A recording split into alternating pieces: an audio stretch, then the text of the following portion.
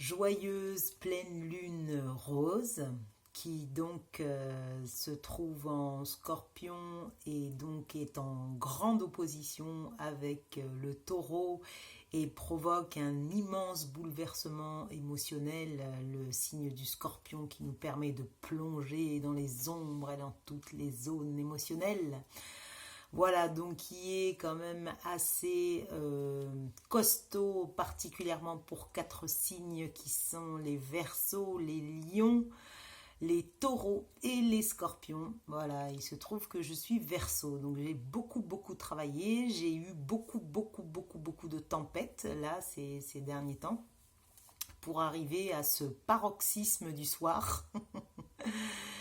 Et en même temps une grande émotion, pour le coup plutôt positive, de vous retrouver pour vous dire au revoir parce qu'aujourd'hui c'est Tu parles trop 50 et que j'ai décidé d'arrêter. Donc j'avais commencé le 8 mars, je suis venue vous rencontrer quotidiennement depuis et aujourd'hui c'est le 50e jour et je m'arrête là parce que Tu parles trop est d'abord une performance que je souhaite proposer dans l'espace public ou dans un festival. Et l'idée, c'est de ne pas s'arrêter de parler. Là, c'est comme si j'avais fractionné cette performance.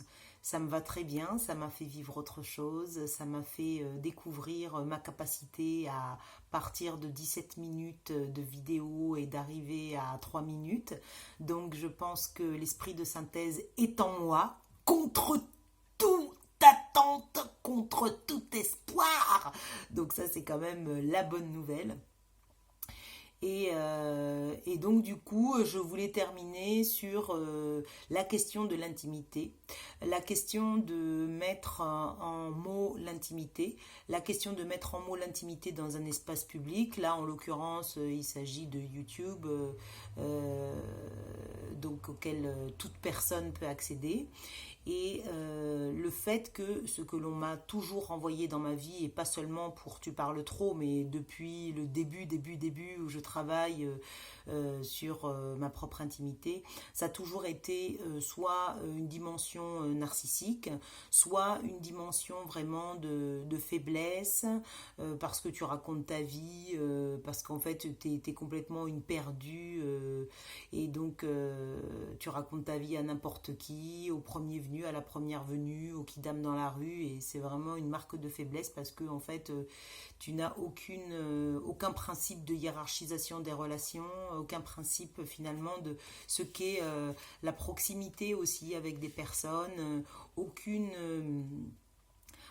finalement relation plus forte que les autres qui serait celle vers laquelle tu pourrais te tourner pour du coup déverser, déballer ton sac. Mais non, toi tu es capable de parler à la boulangère, à la fleuriste, à ton esthéticienne, comme à ton mari, à ta meilleure amie, à ton fils, voilà, à ton père, à ta mère, à ta sœur. Donc il y a toute cette dimension aussi qui est vraiment pour moi une force en fait. Contrairement, j'estime que d'avoir réussi à travailler énormément sur mon intimité. Alors ah oui, on me rétorque aussi l'histoire de la thérapie, hein, que du coup je fais tout ça aussi pour me soigner.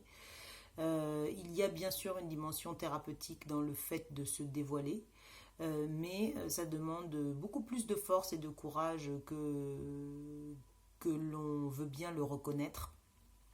Parce qu'en fait, une fois qu'on s'est dévoilé, eh bien, comme on dit, les mots dans notre bouche, nous en sommes les maîtres. Les mots sortis de notre bouche deviennent nos maîtres. Et donc, il y a quand même pour moi une dimension d'oser finalement perdre quelque part le contrôle de ce que l'on a dit, dans le sens où c'est l'autre qui va y mettre le sens qu'il ou elle voudra y mettre. Et ça peut être des fois totalement dénaturé par rapport à ce qu'on a voulu dire. En tout cas, je travaille là-dessus. Je transmets là-dessus aussi par rapport aux ateliers que je mène, vraiment sur l'intimité et l'exploration de cette intimité comme acte politique vraiment. et sortir quelque part de la honte, ou alors travailler avec la honte, on peut dire, qui fait que du coup, eh bien, on s'empuissante. Parce que si on est capable de dépasser ce regard que l'autre a sur soi, malgré la démarche qui, dans un premier temps, peut apparaître comme narcissique, au fond, ce qu'on est capable de dévoiler de soi est beaucoup plus... et une démarche de beaucoup plus de force, en fait, de puissance que de faiblesse. Donc pour moi, c'est aussi un message à toutes les personnes qu'on essaie de culpabiliser par rapport au fait qu'elles parlent d'elles-mêmes, de leur intimité. Et moi, au contraire, aujourd'hui, j'ai envie de vous dire que je vous comprends. Je vous ai compris. Non, mais que je vous comprends vraiment profondément et que je vous... voilà, je vous admire aussi pour ce courage que vous avez eu de dévoiler qui vous êtes. Ça veut dire que vous êtes aussi sans masque, sans phare. Et ça, c'est vraiment une très grande force. Je reviendrai peut-être d'une autre façon à vous, mais pour l'instant, ça s'arrête là. Je vous souhaite du coup de cheminer avec de la clarté qui vous permettra de prendre les décisions que vous avez besoin de prendre, avec de la curiosité qui vous permettra du coup de rencontrer les expériences, les personnes, les lieux que vous avez besoin en fait de trouver sur votre chemin. Je vous souhaite aussi de convoquer votre intelligence le plus souvent possible. Et intelligence, c'est juste la capacité à faire du lien, intelligare, et du coup ne pas oublier en fait de jeter des ponts entre les tiroirs quand on les ouvre dans l'esprit pour pouvoir élargir son horizon, élargir son cœur, élargir sa pensée, élargir aussi ses possibilités, sortir des impossibilités, sortir des croyances limitantes, sortir des blocages qui enferment et se donner à l'existence qui est en nous, à ce vivant qui demande qu'à être célébré en tout instant. J'ai aussi une pensée particulière pour toutes les personnes qui vivent une épreuve douloureuse, très très très très très douloureuse. Je vous envoie de la lumière, du soutien, de la chaleur, du réconfort, de l'amitié, de la tendresse, de l'affection, de l'amour aussi, parce que c'est ce dont on a besoin. Et je pense aussi à toutes les personnes qui sont seules, soit parce qu'elles sont seules physiquement, soit parce qu'elles se sentent esseulées. Et du coup, à toutes ces personnes-là, eh bien, j'envoie justement de la présence incarnée, de la présence avec les mots, de la présence en chanson, de la présence dansée, de la présence louée, de la présence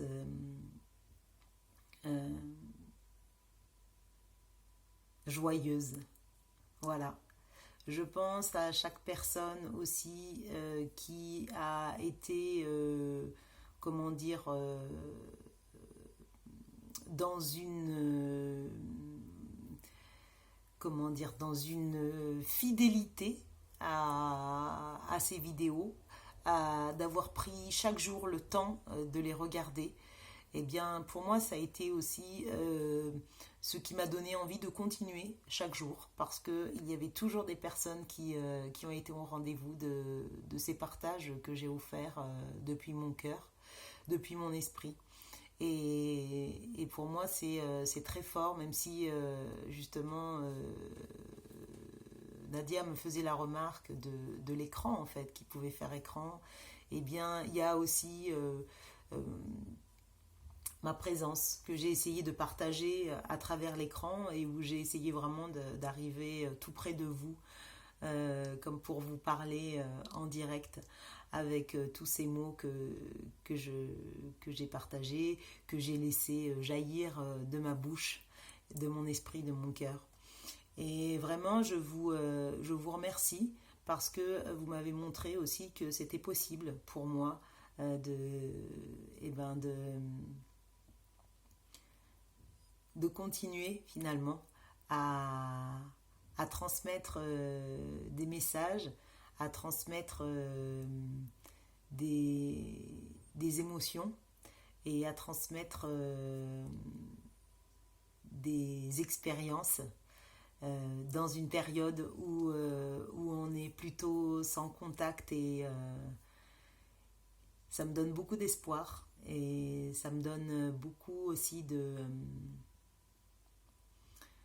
réconfort et de foi en l'humanité, en cette humanité-là en tout cas. Merci à chacune, merci à chacun, bonne route à chacune, bonne route à chacun, prenez soin de vous, portez-vous bien et